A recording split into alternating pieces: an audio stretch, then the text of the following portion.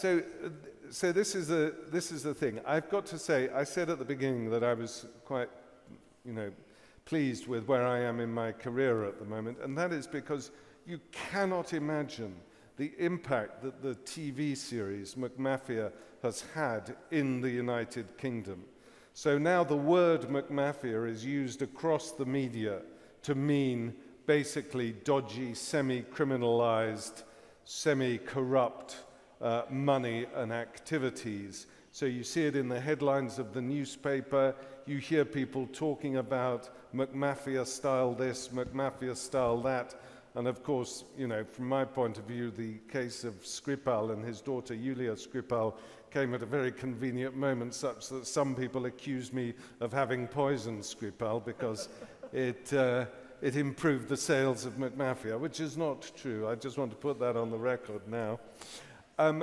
But the point is that you can write a book like McMafia, which is appreciated by the book-buying public, by the political elite, by people interested in international politics and corruption and so on and so forth. But you cannot ever have the impact that you can have if it goes into TV, if it becomes a TV show. Se uno prende le tre serie di questi ultimi anni, Gomorra, Narcos e McMafia è in assoluto la meno violenta. Il numero di scene di violenza che ci sono è infinitamente più basso di quello delle altre due.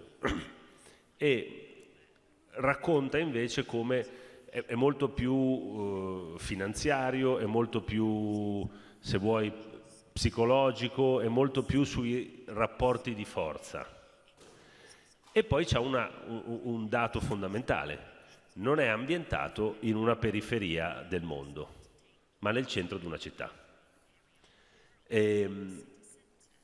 Però, e questa è una differenza, però c'è una critica che è stata mossa a Gomorra, a Narcos e anche a McMafia, e che è una critica sostanzialmente sulla moralità di far vedere. Avete presente, c'è stato tutto il dibattito a cui Saviano ha risposto abbondantemente, che dice: ma come tu fai vedere il male senza mettergli mai di fronte il bene? Non ci sono dentro Gomorra, non c'è un pentito, non c'è un poliziotto, non c'è un giudice, tu vedi, hai la fotografia del male assoluto e vedi solo quello. Alla fine questo non attira.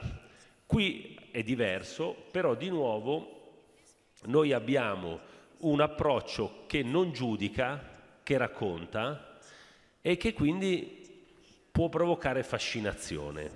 Noi abbiamo presente la risposta di Saviano, mi piacerebbe sentire la tua. Well, first of all, I would say that, bad stuff sells television.